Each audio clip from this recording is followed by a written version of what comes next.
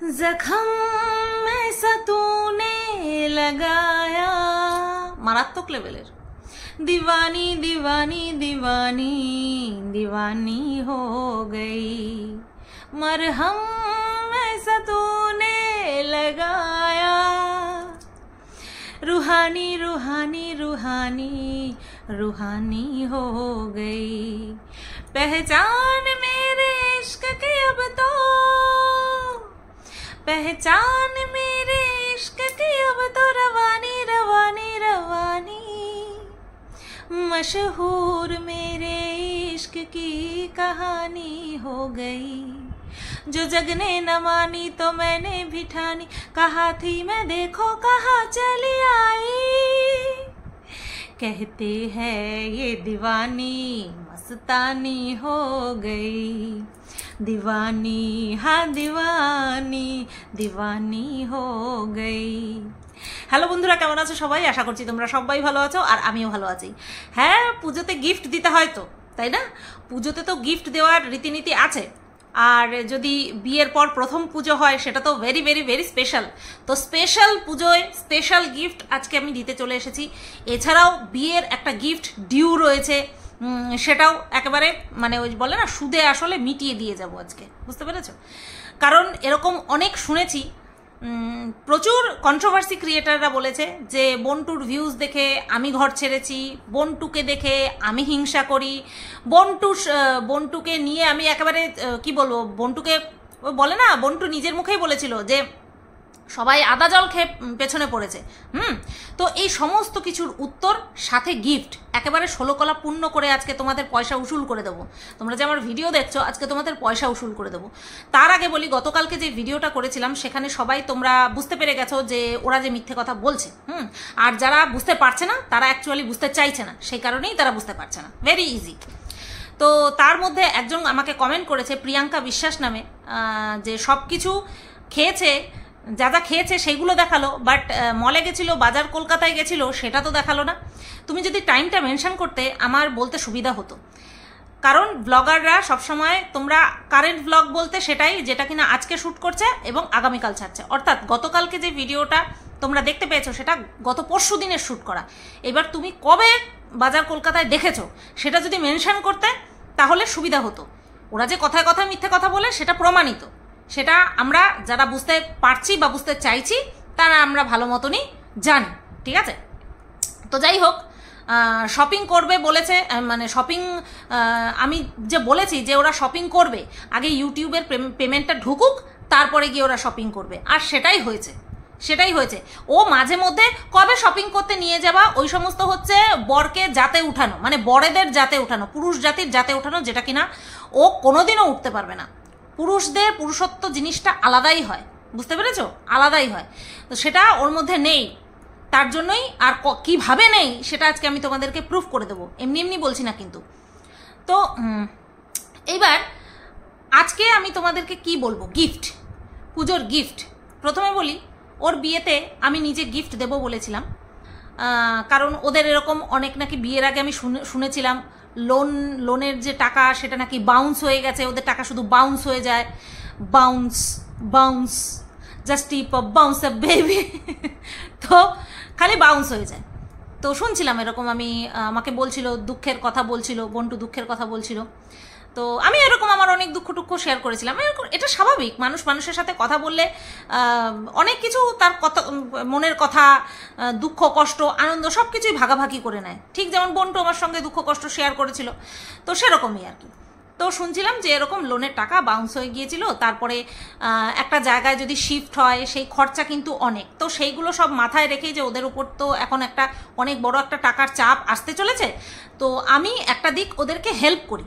সেটা কি ভেবেছিলাম, সেটা হচ্ছে রান্নাঘরের যে বাসনপত্র বা জরুরি নিডস যেগুলো থাকে, যেমন ধরো হাঁড়ি, কড়াই, হাতা, খুন্তি, অ্যাটসেট্রা অ্যাটসেট্রা, বুঝতে পেরেছো? ইভেন ইনক্লুডিং গ্যাস ওভেনটাও কিন্তু আমি আমার মাথার মধ্যে রেখে দিয়েছিলাম। সেটা কিন্তু আমি বন্টুকে বলেও ছিলাম আমি কিন্তু এটা বন্টুকে বলেও ছিলাম, জানিয়েও ছিলাম যে আমি কিন্তু এটা দেবো তোকে, তুই কিন্তু কিনবি না, ঠিক আছে?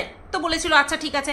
এরকমটাও হয়েছিল যে ও আমি কিনতে নিয়ে যাব, তখন আমি বলেছিলাম যে যেরকম কিনা আমি রেজিস্ট্রির সময় আমি আড়ালে ছিলাম, সেই সময় এই সময়ও আড়ালেই থাকবো। তখন ও বলেছিল যে না, এটা আমি ভিডিও করে রাখবো, বাট আমি ছাড়বো পরে। আমি বললাম ঠিক আছে, তোর মর্জি, তোর মর্জি, তোর যদি কোনো প্রবলেম না থাকে আমার তো কোনো প্রবলেমই নেই, কারণ আমি যদি তোকে গিফট দিই আমার কর্তাকে তো জানিয়েই দিতে হবে, এবং আমি জানিয়েও ছিলাম, ঠিক আছে? তো তারপরে শুনলাম যে দেখলাম যে ওরা হঠাৎ করে চলে গেল, তারপরে হচ্ছে তোমার জিনিসপত্র কিনে নিল।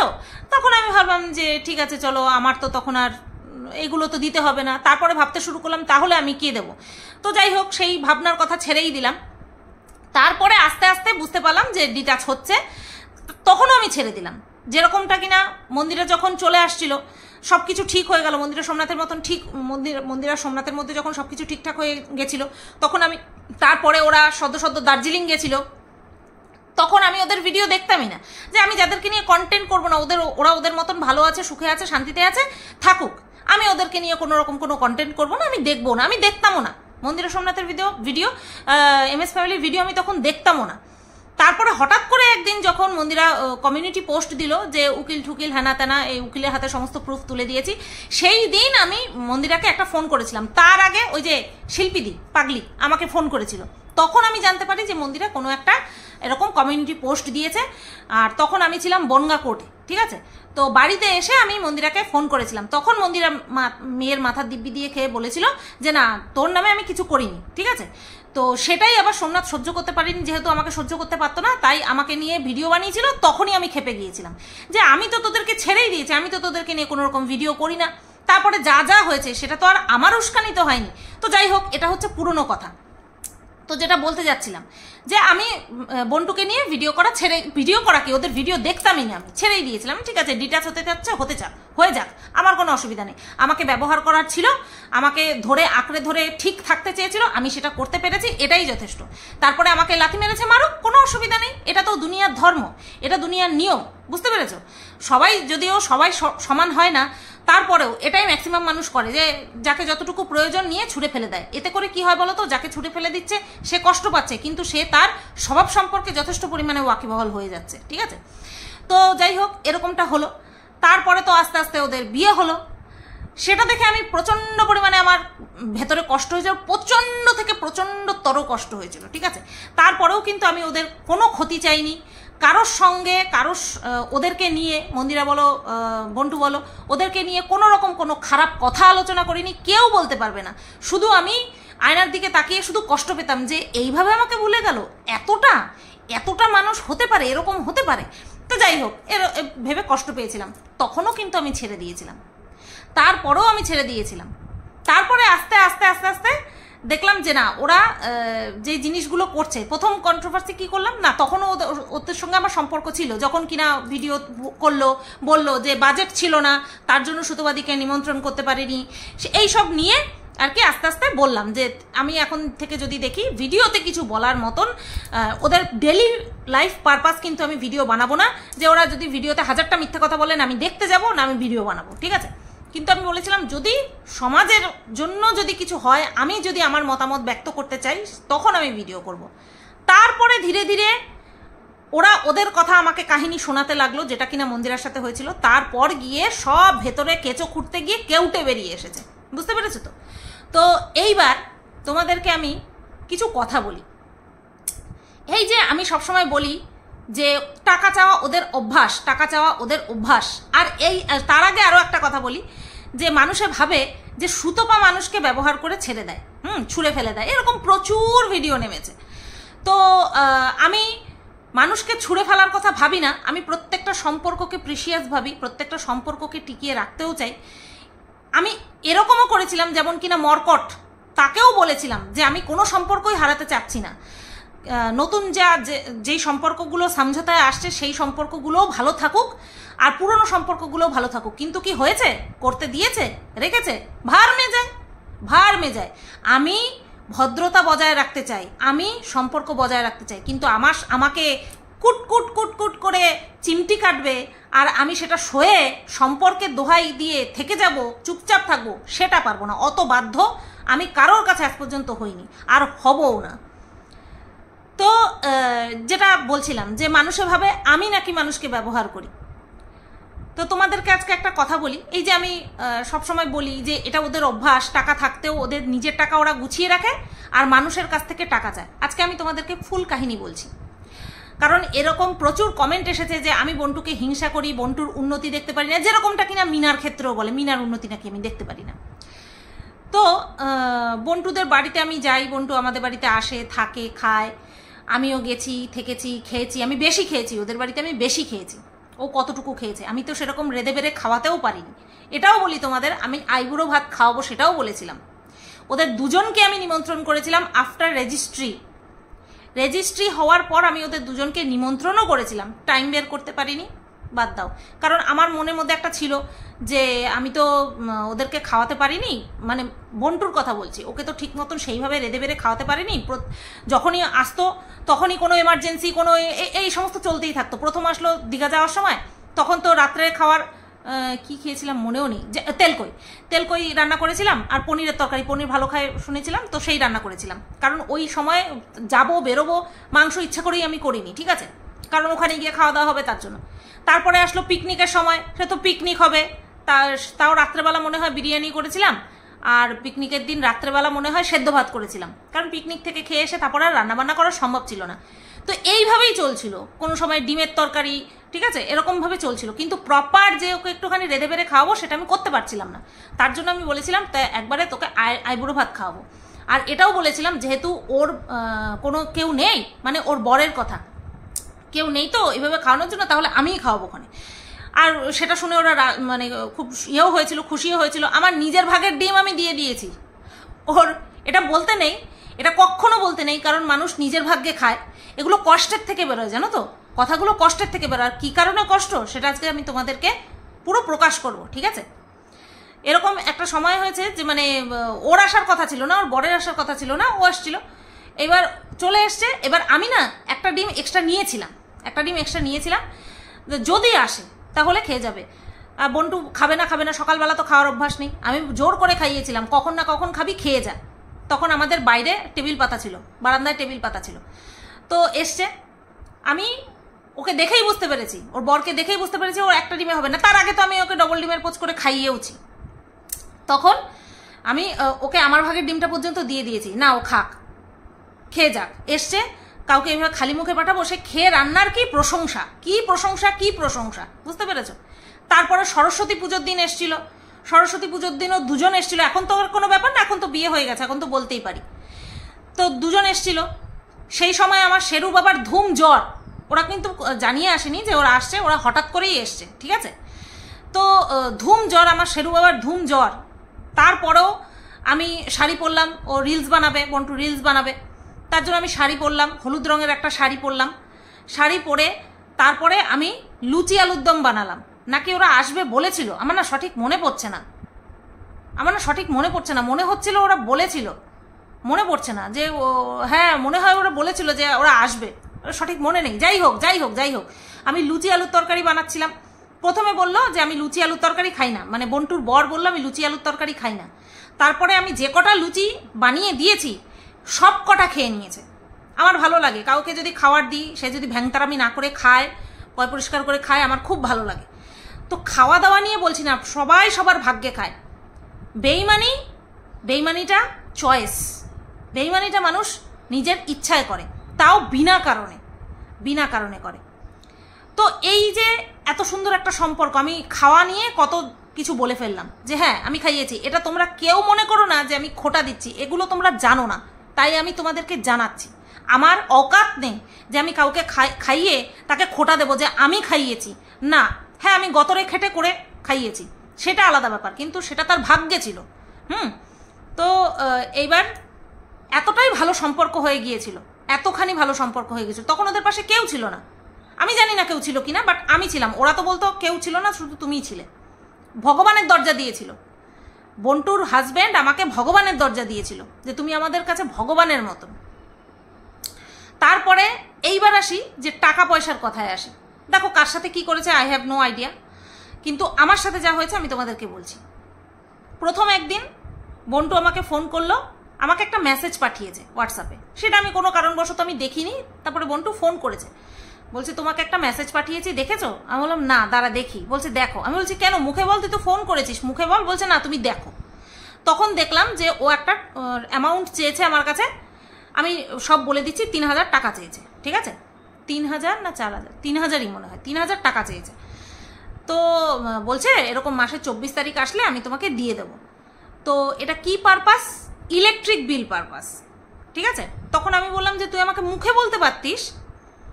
বলছে না, আমার লজ্জা করছে। আমি বললাম কেন? লজ্জার কি আছে? তোর দরকার পড়লে তুই নিজের মনে করে চাইবি, আমার কাছে যদি থাকে আমি বলবো হ্যাঁ আছে, যদি না থাকে আমি বলবো না রে এখন নেই। এখানে তো কোনো লুকোচুরি কোনো বিষয় নেই, এইরকম সম্পর্ক তো এখন আমাদের মধ্যে হয়েইছে। বললো হ্যাঁ ঠিক আছে। তখন আমি ওকে 3,000 টাকা দিলাম। ও মাসে 24 তারিখ পড়তে না পড়তেই আমাকে টাকা ফেরত দিয়ে দিয়েছে। এই গেল প্রথম টাকা। এটা এমার্জেন্সি পারপাস। ও আমাকে বলেছে ইলেকট্রিক বিলের জন্য, আমি বিশ্বাস করেছি। কারণ অবিশ্বাস যদি করতে শুরু করি আমি নিজে সুস্থ থাকতে পারবো না, আমি পাগল হয়ে যাব। আমি যদি পথ চলতি প্রত্যেকটা মানুষকে যদি অবিশ্বাস করি আমি সুস্থ থাকতে পারবো না। সেকেন্ড টাইম কত টাকা চেয়েছে আমার মনে নেই, বিশ্বাস করে অ্যামাউন্টগুলো আমার মনে নেই, তবে সবই 1000-এর ওপরে। কি মায়ের মেডিসিন, মেবি হয়তো 1000 টাকা, হয়তো মায়ের মেডিসিন অবশ্যই দিতে হবে, দিলাম 1000 টাকা।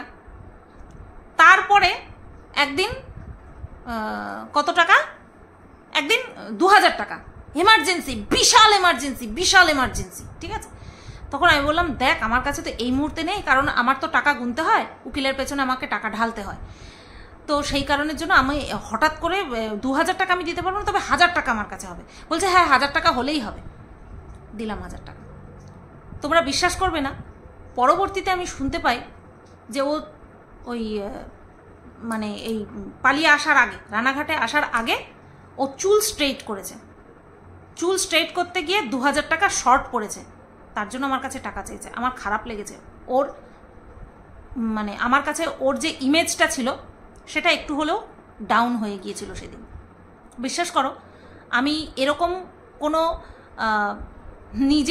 নিজেকে দেওয়ার জন্য আমি এরকম কোনো পর্যায়ে চলে যাব না যেখানে কিনা আমার সম্পর্কে মানুষের খারাপ ভাবে, আমার ব্যক্তিত্ব কারোর কাছে নষ্ট হয়ে যায়। আমি এরকম কোনো কাজ, এরকম ছিচকামি আমি করতে পারবো না।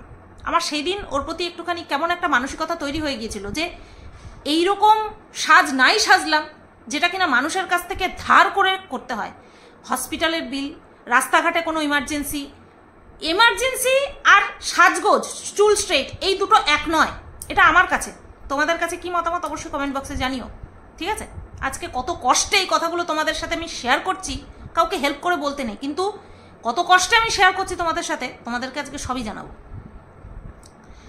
তো সেই দিন গেল, তখন আমি ভাবলাম যে ভাগ্যিস আমার মাথায় চুল নাই, ভাগ্যিস আমার চুল স্ট্রেট করতে হয় না, নতুবা আমারও মনে হয় এরকম মানুষের কাছে ধার করতে হতো। গুষ্টি গেলাই এরকম চুল স্ট্রেট করার গুষ্টি গেলাই, যেটা কিনা মানুষের কাছ থেকে মানুষকে মিথ্যে কথা বলে, ইমার্জেন্সি বলে, তারপরে তার কাছ থেকে টাকা চেয়ে তারপরে চুল স্ট্রেট করতে হয়। গেল হঠাৎ করে ওর বর একদিন আমাকে ফোন করেছে, আমি খেতে বসেছি, বুধবার ছিল, আমি খেতে বসিনি, কোনো কাজ করছি না, খেতেই বসেছিলাম, আরে ভার্মে যায়, খাচ্ছিলাম, কাজ করছিলাম। ওর বর আমাকে ফোন করলো, দিদি 2020 টাকা হবে? হঠাৎ করে ফোন করেই 2020 টাকা হবে? আমি বললাম কি করবো? বলছে লোনের টাকা পরিশোধ করতে হবে, এই আধা ঘন্টার মধ্যেই আমার করতে হবে, আমি তোমাকে 2 ঘন্টার মধ্যে টাকা ফেরত দিয়ে দিচ্ছি। আমি বললাম আচ্ছা ঠিক আছে।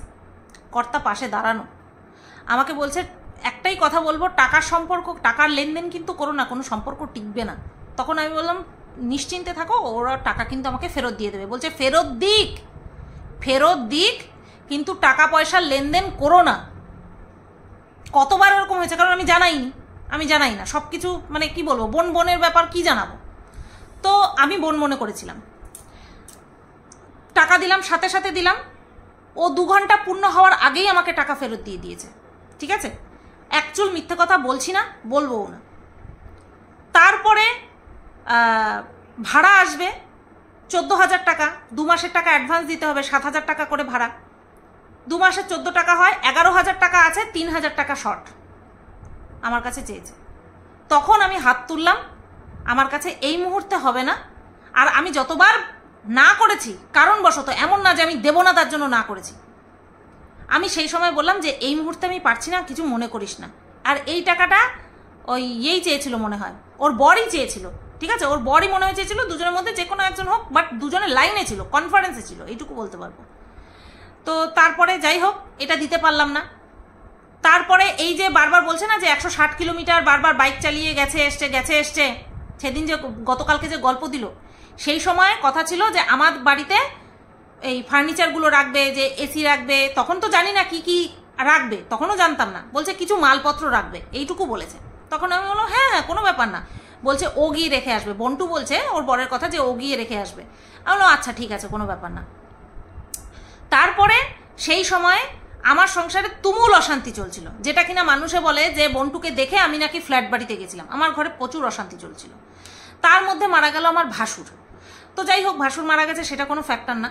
তো আমার ঘরে অশান্তি চলছিল, মানে আমি এই বেরিয়ে যাই কি সেই বেরিয়ে যাই, এরকম একটা পরিস্থিতি। আর আমি সেই সময় ভিডিও প্রচণ্ড পরিমাণে ইরেগুলার দিচ্ছিলাম, ঠিক আছে। তো বন্টু কিন্তু সবটা জানতো।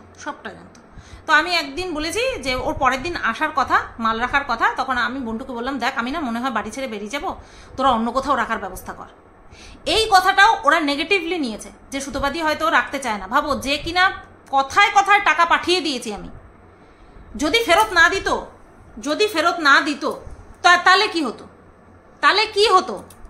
কিন্তু আমি তো সেই ভরসা করে ওদেরকে টাকা দিয়েছিলাম। হ্যাঁ, ভরসার মান রেখেছে, টাকা ফেরত দিয়েছে। কিন্তু এই যে একটা জায়গায় যখন আমি ওদেরকে হেল্প করতে পারলাম না, তখন সেই বিষয়টা নিয়ে ওরা কিন্তু অন্যের কাছে লাগানো শুরু করলো যে সুতোবাদী রাখতে পারবে না বলে দিয়েছে।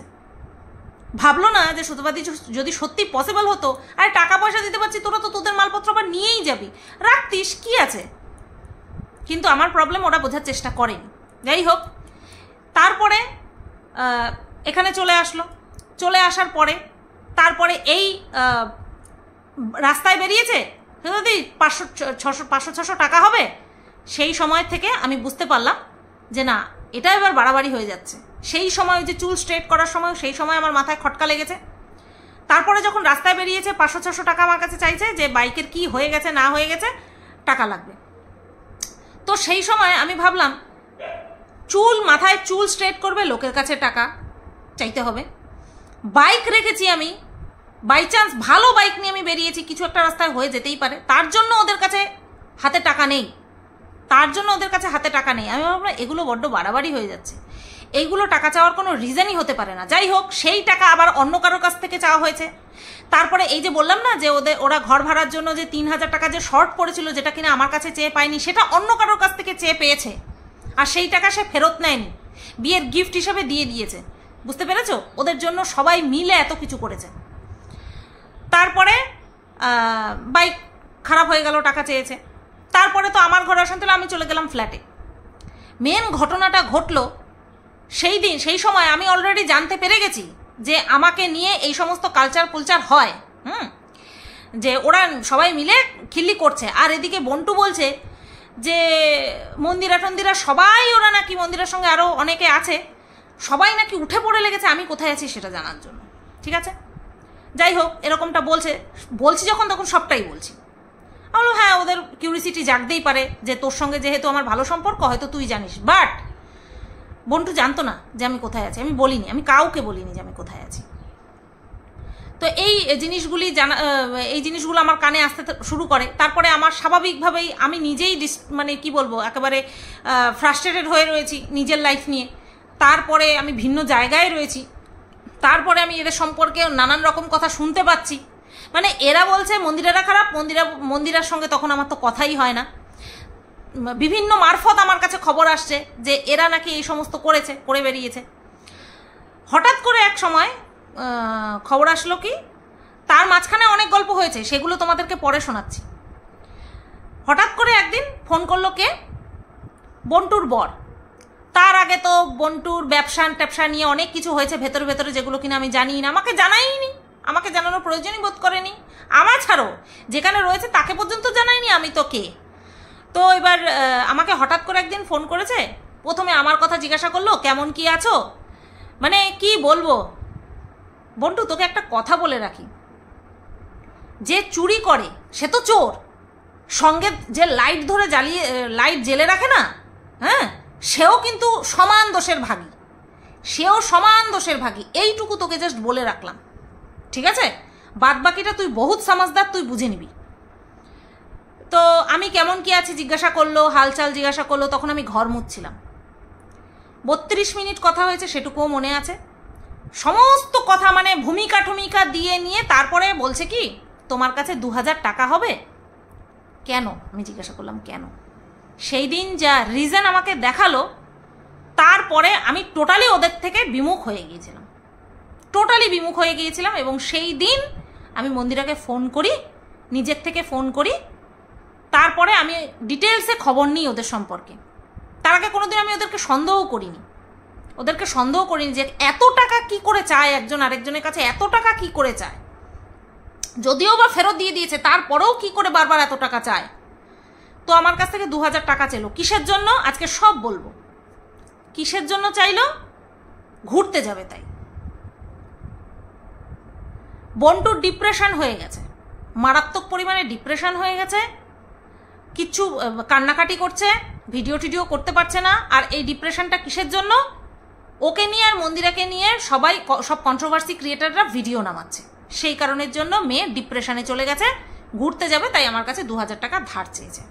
24 টাকা, ধর 24 টাকা বলছি, মাসে 24 তারিখ আসলে পরেই আমাকে টাকা দিয়ে দেবে। তখন সবে মনে হয় মাসের 10 তারিখ। তখন আমি ওদেরকে বললাম যে দেখ, আমার তো 15 তারিখ আমি ফ্ল্যাটে এসছি, 15 তারিখ আসলে পরেই আমাকে টাকা দিতে হবে, এদিকে ফ্ল্যাটের টাকা দিতে হবে, ওদিকে উকিলের টাকা গুনতে হবে। 14 তারিখের পর গিয়ে আমি বলতে পারবো যে আমি টাকা তোদেরকে দিতে পারবো কি না, তার আগে আমি বলতে পারছি না। বলছে 14 তারিখ, সে তো অনেক দেরি হয়ে যাচ্ছে, আমরা তো ভাবছিলাম 2 দিনের মধ্যেই বেরোবো। তখন আমি বললাম যে না, আমি এই মুহূর্তে পারছি না, 14 তারিখের পর আমি বলতে পারবো যে সব কিছু দেখে টেখে আমি তোদেরকে টাকা দিতে পারবো কি না। তারপরে খাওয়া দাওয়া করে আমি খাটে শুয়ে মন্দিরাকে ফোন করলাম। আমি বললাম এই এই ব্যাপার, তোর কাছে কোনোদিনও চেয়েছিল? তারপরে ও যা গল্প নিয়ে বসলো আমার কাছে, আমি তো শুনে রীতিমতন আই অ্যাম তো অবাক। তখন বুঝতে পারলাম যে এটা ওদের অভাব নয়, এটা ওদের স্বভাব। অনেকে অভাবে চুরি করে, অনেকে আবার স্বভাবে চুরি করে। তো ওরা হচ্ছে স্বভাবে মানুষের কাছ থেকে টাকা চায়, ঠিক আছে? আমি এরকম ডিপ্রেশনের মুখে 3টে লাথি মারি, যেই ডিপ্রেশন মানুষের কাছ থেকে টাকা ধার করে নিয়ে তারপরে গিয়ে ঘুরতে গিয়ে ডিপ্রেশন কাটাতে হয়। চিকিৎসা পারপাস হতো তাও ঠিক আছে। এইবার তোমাদেরকে বলি, আমাকে ঘুরতে যাওয়ার লোভও দেখিয়েছিল, পুজোর সময় আমাদের সঙ্গে ঘুরতে যাবে, কল্যাণী ঘুরতে যাবে, ঠিক আছে, আর তারপরে সুন্দরবন যাবে আমার সঙ্গে ঘুরতে। তো তখন বলেছিলাম শেরুকে কোথায় রাখবো? বলছে শেরু কোনো ব্যাপার না, শেরুকে আমরা রাখবো কোনে। আর সেই শেরুকে নিয়েও কত সুন্দর সুন্দর বক্তব্য রেখেছে, সেটাও আমি পরবর্তীতে শুনতে পেয়েছি। তো এইবার কি যেন বলতে যাচ্ছিলাম, হ্যাঁ, এবার ঘটনাটা কি হয়েছিল, কিসের জন্য এত কিছু, এই ডিপ্রেশনটা কিসের জন্য? আমি তোমাদেরকে বললাম যে ওরকম ডিপ্রেশনের মুখে 3টে লাথি মারি, যেই ডিপ্রেশন মানুষের কাছ থেকে টাকা নিয়ে তারপরে ডিপ্রেশন কাটাতে যেতে হবে। মাঝখানে কি কি হয়েছে, আমার সঙ্গে তো পুরোপুরি ডিটাচ। হঠাৎ করে একদিন ফোন করেছে, দুজনে মিলে ফোন করেছে, আমি ফ্ল্যাটে তখন, 52 মিনিট পুরো পাক্কা কথা হয়েছে। কি বলছে যে ওদিকে তো আমাকে নিয়ে প্রচণ্ড পরিমাণে ভিডিও হচ্ছে, কে করছে? তন্দ্রা। কি ভিডিও করছে বলছে দেখেছো? আমি বললাম না, আমি সবার ভিডিও দেখি না, আর ওকে তো আমি দেখিই না। ও আমাকে নিয়ে প্রচণ্ড পরিমাণে খারাপ খারাপ নোংরা কথা বলে ভিডিও করে, আমি দেখি না, ঠিক আছে? তো এবার বলছে যে আমাকে 2 দিন আগেও আমাকে আমার নাম নিয়ে, মানে বন্টু বলছে যে ওর নাম নিয়ে ভালোভাবে ভিডিও করছিল, হঠাৎ করে আজকে ঝাড়ু ঝাড়ু ঝাড়ু, অসভ্য মেয়ে, বাজে মেয়ে, ঝাঁটাপিটা করবো, এই সমস্ত কথা বলছে। আমি বললাম কেন? তারপরে বুঝতে পারলাম যে মন্দিরা আর ওর মধ্যে কিছু মনোমালিন্য হয়েছে, এবং ওর কথা অনুযায়ী, মানে বন্টুর কথা অনুযায়ী, মন্দিরা বিভিন্ন কন্ট্রোভার্সি ক্রিয়েটারদের কাছে ইনফরমেশন শেয়ার করে ভিডিও করাচ্ছে বন্টুর বিরুদ্ধে, যেটা কিনা পরবর্তীতে মন্দিরা আবার মহাদেবের দিব্যি দিয়ে বলেছে যে না, আমি কাউকে ভিডিও করতে বলিনি, ঠিক আছে? এইবার মন্দিরা আবার স্ট্যাটাস দিচ্ছে হোয়াটসঅ্যাপে, তোমাদের কাছে না, হোয়াটসঅ্যাপে স্ট্যাটাস দিচ্ছে ওকে মেনশন করে মানে ওকে উদ্দেশ্য করে। তো এই সমস্ত হচ্ছে। তারপরে আমি বুঝতে পারলাম যে হ্যাঁ ও ওখান থেকে মনে হয় লাথি পাতি খাচ্ছে, তারপরে মনে হয় আমার সঙ্গে কথা বলছে। হ্যাঁ আমি ঠিক। তখন আমাকে সব কিছু শোনালো, বলছে তুমি জিজ্ঞাসা করেছিলে না যে আমি শাড়ির ব্যবসা কেন বন্ধ করে দিয়েছি? তখন আমি বললাম হ্যাঁ তুই তো বললি যে তুই খুব চাপ হয়ে যাচ্ছে তার জন্য। বলছে চাপ যদি হতো তাহলে কি ব্যবসাটা শুরু করতাম? তখন আমি জিজ্ঞাসা করলাম তাহলে কেন কেন তাহলে তুই বিজনেস বন্ধ করলি? তখন আমি জানতে পারলাম যে মন্দিরার প্যাটার্ন ও নকল করেছে, তার জন্য মন্দিরার একটু কষ্ট হয়েছে, খারাপ লেগেছে। আর যেহেতু মন্দিরা নিজের বোন বলে মনে করেছে, সেখানটায় জামাইবাবু, সোমনাথ জামাইবাবুই হলো, জামাইবাবুর ব্যবসায় হাত বাড়িয়েছে, যেটা নিয়ে প্রচুর কন্ট্রোভার্সি নেমেছে। এক্সেপ্ট মি, আমি কোনো কন্ট্রোভার্সি করিনি। কে কি ব্যবসা করবে না করবে সেটা সম্পূর্ণ তার ব্যক্তিগত ব্যাপার। এবার তারপরে দেখছিলাম দুই বোনে এত সখ্যতা, নিশ্চয়ই মন্দিরাই হয়তো বন্টুকে নিয়ে গেছে। আমার কাছে তো এটাই স্বাভাবিক মনে হবে যে মন্দিরাই হয়তো বন্টুকে এই ব্যবসার লাইনটা ধরিয়ে দিয়েছে, নতবা ওরা গেল কি করে, আমি এটা ভেবেছিলাম। সেই কারণে আমার অন্য কিছু মনে হয়নি। তারপরে শুনলাম এই ব্যাপার, মানে এবার আমার কানে খুব সুন্দর করে পরিবেশন করা হচ্ছে যে তুমি এবার আমাদেরকে নিয়ে আমাদের সাপোর্টে ভিডিও করো। এটা মুখে বলে দিতে হয় না, এটা এমনিই বোঝা যায়। তো আমি বুঝতেও পারলাম, তো আমি তখন করিনি, ভিডিও করিনি। যখন মন্দিরার মেয়েকে নিয়ে প্র্যাঙ্ক ভিডিও করলো মন্দিরা, সেই সময় আমি রেগে গিয়ে, প্রচুর রেগে গিয়ে একটা ভিডিও করলাম।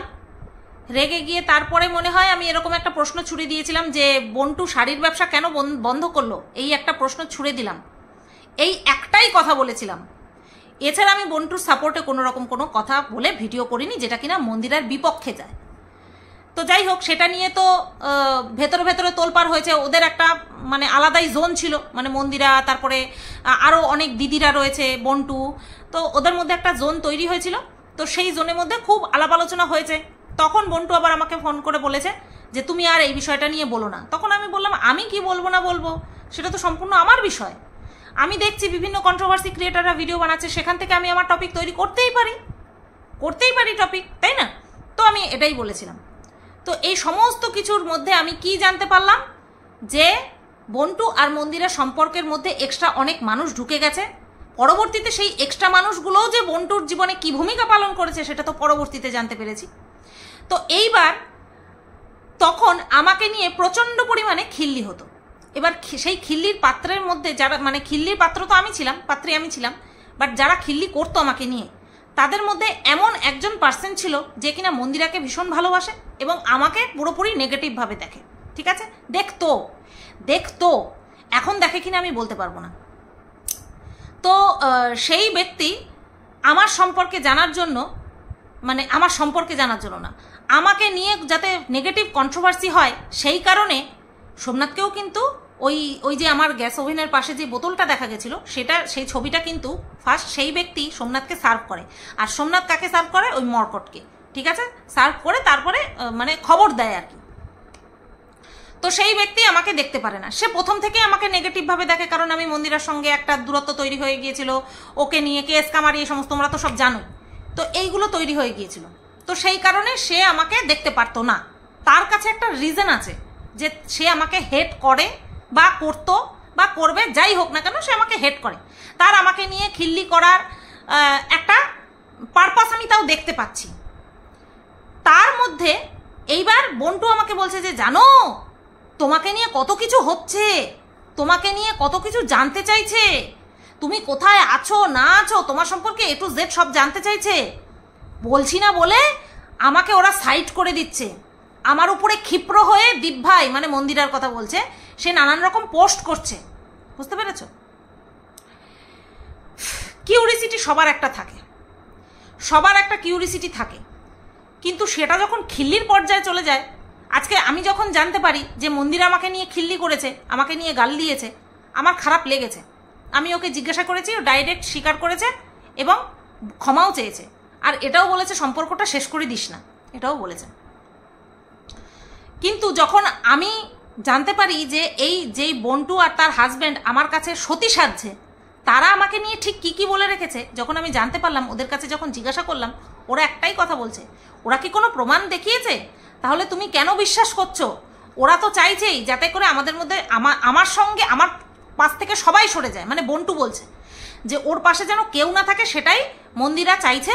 তার জন্য এখন আমি মানে আমার সাথে বন্টুর সাথে দূরত্ব তৈরি করার জন্য মন্দিরা আমার কানে এইগুলো ঢালছে, বুঝতে পেরেছ? তো আমি সেটাও ভেবে চুপ করে রইলাম যে হ্যাঁ হয়তো ঠিক বলছে। তারপরে যখন আমার কাছে প্রমাণ আসলো তখন আমি অবাক। আজকে ধরো মন্দিরা আমার নামে কেস করেছে, তার পিছনে রিজন কি দিয়েছিল, মন্দিরা কি দিয়েছিল, যে আমি ওর সাথে বেইমানি করছি, আমি ওর রেকর্ডিং ছাড়ছি, হ্যানা ত্যানা এই সমস্ত। আজকে বন্টু যে আমাকে নিয়ে যে এই সমস্ত নোংরা কথা আলাপ আলোচনা করেছে এবং তারপরেও আমার কাছে গিয়ে 2000 টাকা ধার চেয়েছে, তাহলে তার কি পারপাস আমি তোদেরকে জিজ্ঞাসা করতে চাই। তোদের তো আমি কোনো ক্ষতি করিনি, যেটা কিনা আমি ওদেরকে পরবর্তী এর আগে ফোন করে বলেওছিলাম যে তোদের কি কোনো পারপাস আছে। বন্টু আমাকে একটা কথা বলেছিল, মন্দিরা তোমাকে মানে দীপভাই তোমাকে খারাপ কথা বলেছে, সেটা তুমি শুনলে জানলে, তারপরে তুমি তাকে ক্ষমা করে দিতে পেরেছো, আর আমাদেরকে তুমি ক্ষমা করতে পারছো না। বন্টু আমাকে এই কথা বলেছিল। তখন আমি একটাই কথা বলেছিলাম, মন্দিরার সঙ্গে আমার একটা ক্ল্যাশ হয়েছিল, সেখানটায় আমরা দুজনেই দোষী ছিলাম। তোর সাথে আমার কোনো ক্ল্যাশ হয়েছে? তোর তো উপকার ছাড়া সেই রেজিস্ট্রির আগের থেকে, রেজিস্ট্রি কি, তোর যখন ব্রেকআপ হয়ে গিয়েছিল, তোর চোখের জল মোছানোর থেকে, তোকে স্ট্রং করা থেকে, তোকে হোল্ড করে রেখেছি, তোকে ঘুরতে নিয়ে গেছি, তোকে রেসপন্সিবিলিটির সাথে ঘুরিয়ে নিয়ে এসেছি, তোকে সেই শুরুর থেকে আমি তোর উপকারই করে গেছি, এক চুল তোর অপকার করার কথা ভাবিও নি কখনো, তোকে হার্ট করিনি কখনো। আর তোরা কি কারণে আমার সঙ্গে এই নোংরামিটা করলি, কি কারণে করলি? তোদেরকে আমি কিভাবে ক্ষমা করব?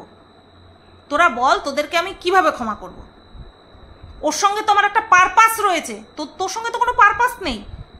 না তোকে আমি চিমটি কেটেছি, না তোকে নিয়ে কোনো খারাপ ভিডিও করেছি, তোরা আমাকে ইনভাইট করিসনি, সেটা নিয়ে আমি কষ্ট পেয়েছি, কোনো সময় অন ক্যামেরা এসে কোনো কথা বলিনি যে কিরে ভুলে গেলি হ্যানা ত্যানা, কিচ্ছু বলিনি। তাহলে কি করে আমাকে নিয়ে তোরা এত দিনের পর দিন নোংরা আলাপ আলোচনা করে তারপরে আমার কাছেই আবার তোরা টাকা চাইলি? তোদের মান বলে কিছু আছে? তোদের বিবেক বলে কিছু আছে? তোরা অমানুষের বাচ্চা এক একটা, বুঝতে পেরেছিস? তো এই কথা লাস্ট হয়েছে।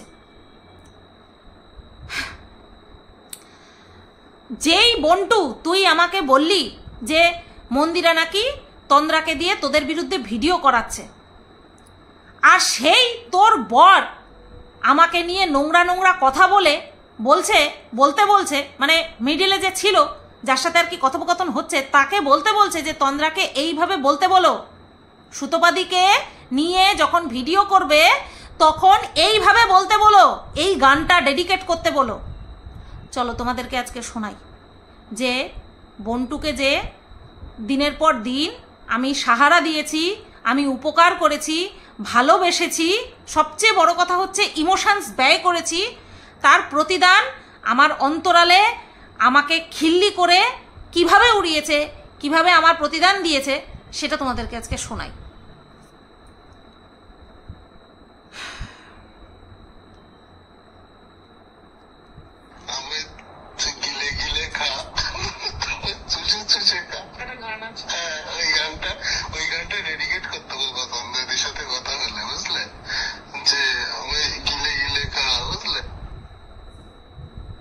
এটা নিশ্চয়ই তোমরা বুঝতে পারছো, অবশ্যই এডিট করে দেওয়া, জাস্ট ভয়েসটা এডিট করে দেওয়া, অবশ্যই তোমরা বুঝতে পারছো, নিশ্চয়ই বুঝতে পারছো যে বন্টুর বর বলছে কোন গানটা ডেডিকেট করার কথা, আমায় চুষে চুষে খা, গিলে গিলে খা, এই গানটা ডেডিকেট করতে বলছে। আর আমার বন্টু, যার চোখের জল আমি মুছিয়েছি, যাকে সবসময় আমি হোল্ড করে রেখেছি, যে কিনা কান্না করে তারপরে সেই ছবি তুলে, চোখের ছবি তুলে, জল ভরা চোখের ছবি তুলে আমাকে পাঠিয়েছে, ঘন্টার পর ঘন্টা যাকে ফোনে আমি সাপোর্ট দিয়ে গেছি, কি করতে হবে না করতে হবে, ভালো লাগছে না, সেই বন্টু পাশ থেকে বলছে হ্যাঁ এরকম একটা গান আছে। সেই গানটা যেহেতু আমি ভিডিও শুরু করার আগে গান শোনাই তোমাদেরকে, তাই আমাকে নিয়ে ভিডিও করার আগে তন্দ্রা যাতে এই গানটা ডেডিকেট করে সেই পরামর্শ ভয়েস রেকর্ড করে দিচ্ছিল। আর তোমাদেরকে বললাম, যাদের সঙ্গে কথোপকথন হচ্ছিল সে আমাকে দেখতে পারে না, তাই তার একটা পারপাস আমি দেখতে পাই। আমাকে প্রচুর মানুষ দেখতে পারে না, আমাকে নিয়ে অনেক মানুষ অনেক নোংরা কথা বলে, অনেক নোংরা ভিডিও বানায়, আমি সেগুলোকে ধরি না। তো তোর সাথে তো এক বিছানায় আমরা ঘুমালাম, দিদি বোন হিসেবে ঘুমালাম, এটাকে নিয়েও মানুষে খিল্লি উড়ায় যে দিদি বোন বলতে হচ্ছে। কারণ এই সমাজ এতটাই নোংরা যে আমি যে একটা সম্পূর্ণ কি বলবো নর্মাল, আমি বায়োলজিক্যালিও একজন মেয়ে, এবং আমার যে মানে কি বলবো কিভাবে তোমাদেরকে বোঝাবো যে আমি সব দিক থেকেই একজন মহিলা এবং আমি সম্পূর্ণ সুস্থ একজন ব্যক্তি। এমন না মহিলা হয়ে মহিলাদের প্রতি যাদের অ্যাট্রাকশন থাকে তারাও অসুস্থ না। আমি কি বলতে চাচ্ছি বুঝতে পেরেছো তো? নিশ্চয়ই বুঝতে পেরেছো, তোমরা যথেষ্ট ম্যাচিওর। তো তার জন্য আমার বারবার বলে বোঝাতে হয় যে কিনা কান্না করতে করতে বমি করে ভাসিয়েছে, পড়ে গেছে, তারপরে তাকে তুলে তার বমি কাচিয়েছি, সারা রাত তার চোখের জল মুছিয়েছি, আর সে আমাকে নিয়ে কি নোংরা কথা বলতে হবে, কি নোংরা গান ডেডিকেট করতে হবে, সেটা আমার বোন পাশ থেকে শুনছে আর বলছে, পাশ থেকে শুনে আবার বলছে হ্যাঁ এরকম একটা গান আছে। আমি কোথায় রাখি এত বড় বেইমানি? আমি এই বেইমানির ভার তো আমি রাখতে পারবো না, এই বেইমানির ভার তো আমার রাখার কথা নয়। এটা তোমাদেরকে একটা ঝলকি শোনালাম, তোমাদেরকে একটা জাস্ট ঝলকি শোনালাম। এই যেই বোনটুকে তোমরা যারা সাপোর্ট করে, যেই বোনটুকে ভাবে মেয়েটা ভারী মিষ্টি, আমিও ভাবতাম ভীষণ মিষ্টি, আমার বর আমাকে প্যাক মারে, বলতে না মেয়েটা কি ভালো, না না মেয়েটা ভালো, আমার বর আমার এখন প্যাক মারে। আমি শুধু একটা কথাই ওদের ফোন করে বলেছিলাম, এই রেকর্ডটাকে পাঠাইনি, প্রথম যে দুটো রেকর্ড এসছে সেই দুটো চালালে তোমরা ছি ইস এইরকম নোংরা বলবে, সেই কথা আমি তোমাদেরকে শোনাতেও পারবো না, ঠিক আছে? সেটা আমি তোমাদেরকে শোনাতেও পারবো না। তো ওই দুটো রেকর্ড ওদের কাছে যখন আমি পাঠাই না, পাঠিয়ে আমি লিখেছি দেখতো এটা কাদের গলা, চিনতে পারিস কিনা, না এরকম সামথিং আমি মনে হয় লিখেছিলাম, এখনো মেসেজগুলো রয়েছে আমার কাছে। সাথে ফোন করেছে, আমি না পাঠানো পর্যন্ত ওরা একটা বারের জন্য স্বীকার করেনি যে হ্যাঁ আমরা বলেছি। কোন মুখে স্বীকার করবে যে যেই সুতোবাদীকে একসময় ছোট মা ডেকেছি, ওর বর তোতলাটা, যাকে আমি তোতলা বলি, যে যাকে আমি একসময় ছোট মা বলেছি, যাকে ভগবানের আসনে বসিয়েছি, সত্যি তুমি আমাদের কাছে ভগবানের মতন, কেউ আমাদেরকে এই সময় সাপোর্ট করেনি, তুমি একমাত্র ছিলে। রেজিস্ট্রির সময় যাওয়া, সারা রাত ঘুম নেই আমার, আনকা জায়গায় গেলে পরে ঘুম হয় না, অজানা জায়গায় আমার ঘুম হতে চায় না, সারা রাত ঘুম নেই। তারপরে সকালবেলা উঠে ওর সঙ্গে আমি গেছি, ওদের বাড়ির থেকে টাকি কম দূর, বাইকে করে গেছি, ভিডিও করে দিয়েছি নিঃশব্দে, কোনো রকম কোনো অবদান, কোনো রকম কোনো ক্রেডিট আমি চাইনি কারোর কাছ থেকে, শুধু উপরওয়ালা দেখেছে।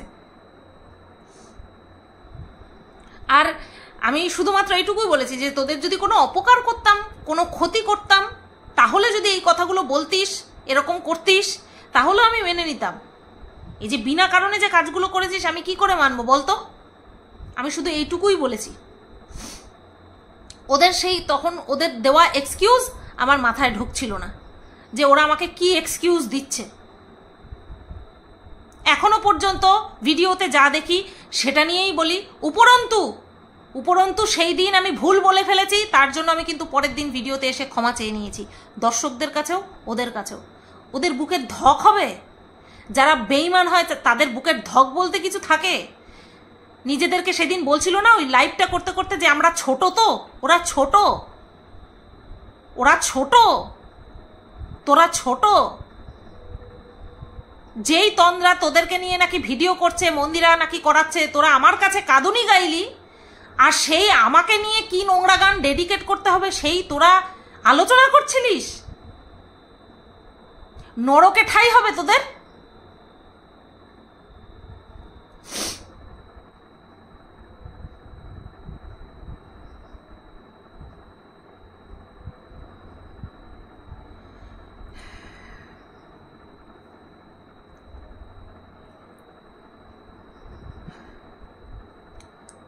আমার তরফ থেকে বন্টুকে এবং তার হাজবেন্ডকে যে পুজোর গিফটটা দিলাম, তোমাদের কেমন লাগলো অবশ্যই কমেন্ট করে জানিও। এরপরে আমি আর ওই খিল্লির মুডে আমি আর নেই, কারণ আমি এইগুলো যখন শুনেছি, জানি না বিষ পান করলে ঠিক কতটা জ্বালা হয়, আমি এগুলো যখন শুনেছি আমার কতটা জ্বালা হয়েছিল আমি তোমাদেরকে বলে বোঝাতে পারবো না।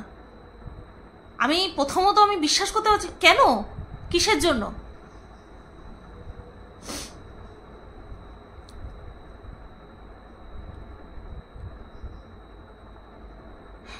এর আগে একটা সম্পর্ক পাতালাম, সেও বিনা কারণে ওই তন্দ্রাকেই ফোন করেছিল, বিনা কারণে। ব্যারাকপুরের ওই জানোয়ার মহিলার কথা বলছি। আজ পর্যন্ত তার নামে, তার ছেলের নামে, তাদের স্বভাব চরিত্রের নামে কোনো কথা আজ পর্যন্ত আমি বলিনি, কোনো কথা আমি বলিনি, কারণ আমার দিক থেকে সম্পর্ক জেনুইন ছিল। আমি নিজেকে দোষীর কাঠগড়ায় দাঁড় করাতে পারবো না নিজেকে। আর এখন এই বন্টু, যাকে কিনা শুধু ভালোবেসে গেছি, শুধু দিয়ে গেছি, আর তার পরিবর্তে আমাকে নিয়ে আমি শুধু ভাবি এটা কি মেয়ে, এই বন্টুর কথা ভাবি ও ঠিক কিরকম টাইপের মেয়ে, যে ওর সামনে ওর বর বসে এরকম ঢ্যামনাগিরি করছে, অন্য মহিলাকে নিয়ে এরকম ঢ্যামনামও করছে, আর ও পাশ থেকে বলছে হ্যাঁ এরকম একটা গান আছে। আজকে বলছি একটা দিন আসবে তুই তোর এই ঢ্যামনা বরকে নিয়ে পস্তাবি। আজকে তোকে বলে রাখছি, এমন একটা দিন আসবে যখন ভাববি যে সুতপাদি নামে কেউ ছিল, যে কিনা বলেছিল, বারবার বলেছিল যে তোর বরের এই ঢ্যামনামো কিন্তু সবাই সহ্য করবে না, সবাই কিন্তু মেনে নেবে না, বারবার বলেছিল।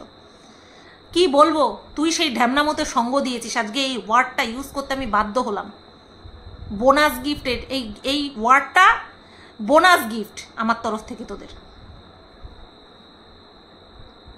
চোরকে বলিস চুরি করতে, গৃহস্থকে বলিস সজাগ থাকতে, তাই না? স্বভাব তো তোর বরাবরের স্বভাব, তাই না বন্টু? অনেকেই আমাকে বলেছে তুমি আর ওকে বন্টু বলে ডেকো না। আমি কোনো নোংরা নামে ওকে ডাকতে পারবো না। আমি আমার তরফ থেকে যে ওর প্রতি ভালোবাসা ছিল সেটাকে আমি কলঙ্কিত করতে পারবো না।